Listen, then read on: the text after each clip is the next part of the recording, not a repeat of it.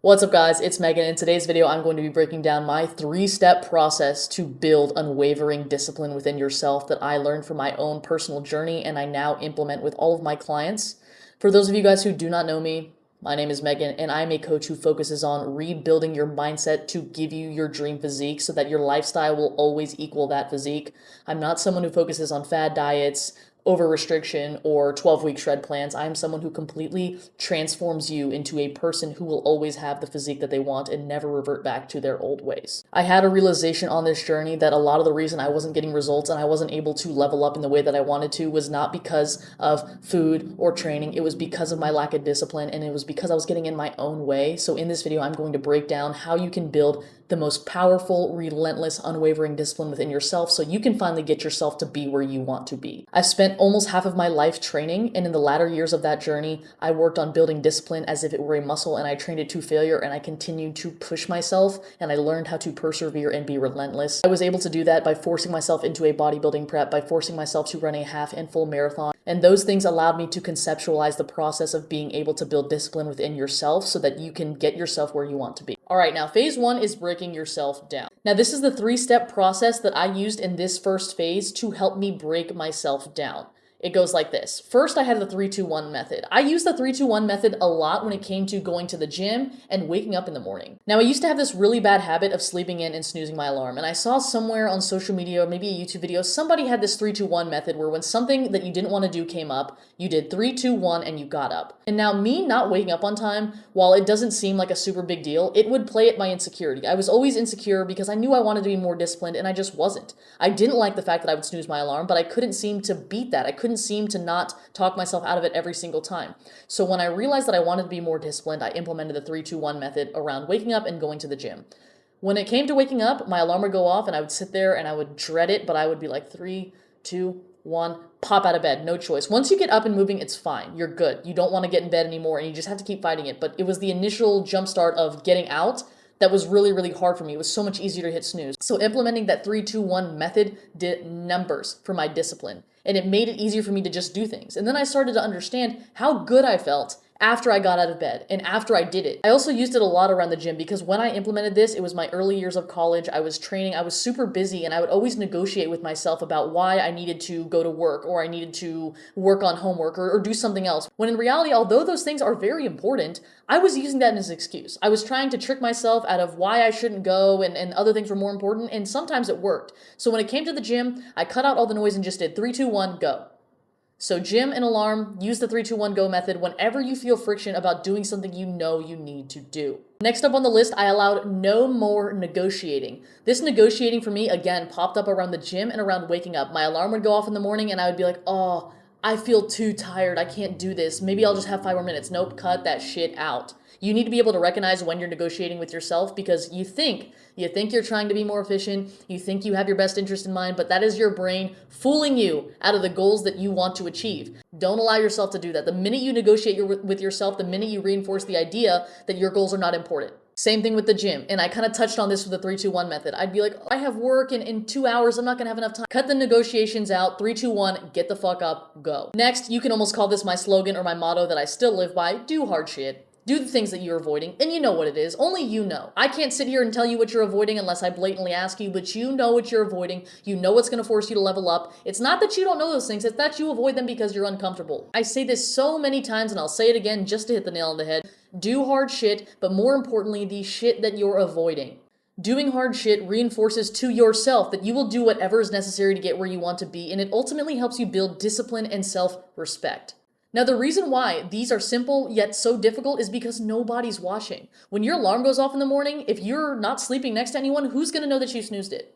Who's going to know that you didn't follow through? When you negotiate with yourself and you talk yourself out of going to the gym or to doing whatever it is that you need to do, who's going to hold you accountable? This breaking yourself down phase is there to teach you how to hold yourself accountable. When it comes to phase 3, doing hard shit can look like going 1 more rep when you don't want to, doing that last exercise even though you're tired, adding 5 extra minutes to cardio, or keeping the incline where it's supposed to be instead of jacking it down when you have 2 minutes left. It looks like pushing yourself a little further every single day. And you're the only one who can know truly if you are pushing yourself and how much you have left in the tank. Challenge yourself. Doing hard shit, me saying that, is me telling you to challenge yourself, because if you don't, no one else is going to push you as hard as you know you can push yourself. We'll go ahead and move into phase number 2. This is the transformational period. Now, this is going to be the hardest part. This is the middle. This is where you work really, really hard, but you don't see the results yet, but you have to keep moving forward in order to get where you want to be and finally break through.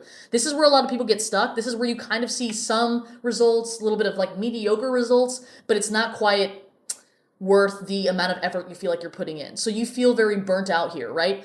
Usually when people feel burnt out, it's because they feel like the effort they're putting in doesn't equate the outcome they're getting. And here is where people tend to quit and give up because they feel that feeling of being burnt out because they're not really at their dream physique yet. They don't feel the whole transformation yet. It's not where they want to be, but they feel like they've been working so hard. When in reality, those things will never match up. The amount of effort you're putting in will never match up to the result that you're getting until you've done it for a considerable amount of time. Now, the transformational period that you're going through is the same 3 steps from the breaking yourself down, except you're going to experience a lot more friction. It's going to be very frustrating. You're going to sit there and reason and negotiate with yourself. You might not notice it, but I'm going to tell you right now, you're going to sit here and be like, oh, I should change the plan, or I should do this instead, right? So an example of this would be like, okay, you put yourself in a calorie deficit and you've done it for a few weeks and now you're in the transformational period and now you're like, oh, I should have done keto, or maybe I should bulk, or maybe I should do this different split. No, that is the last thing you're going to want to do. And you're thinking that you need change because you think it's not working. But in reality, your brain is trying to jump to a new path because this one's getting old. You're feeling a little bit burnt out. You don't think that it's working. When in reality, this is not where you pivot. This is where you push through. It's very similar to the grass is always greener. You'll make a decision and then follow through on that decision and then realize that it takes a hell of a lot more work. And you'll look at other choices and you'll be like, that looks better. When in reality, you'll always think the grass is greener. So when you're in this period, you need to remember to push through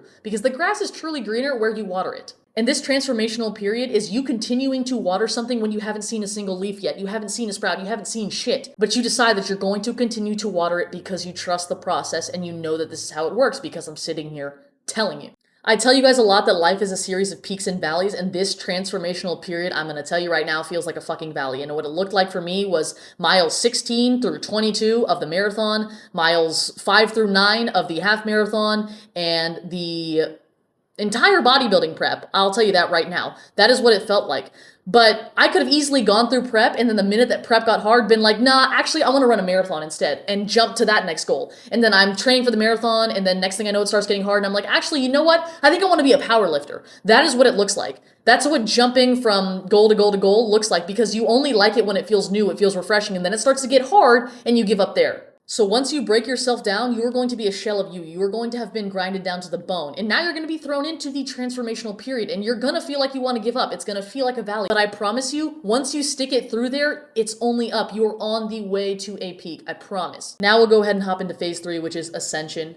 You've endured, you've suffered, you understand that on the other side of suffering, on the other side of pain, on the other side of discomfort is true fulfillment, not fulfillment that has guilt followed afterwards, like when you binge eat and you feel great for 2 seconds, then you feel guilty, or when you snooze your alarm and you wake up later at noon and you feel guilty, useless, like you have no purpose.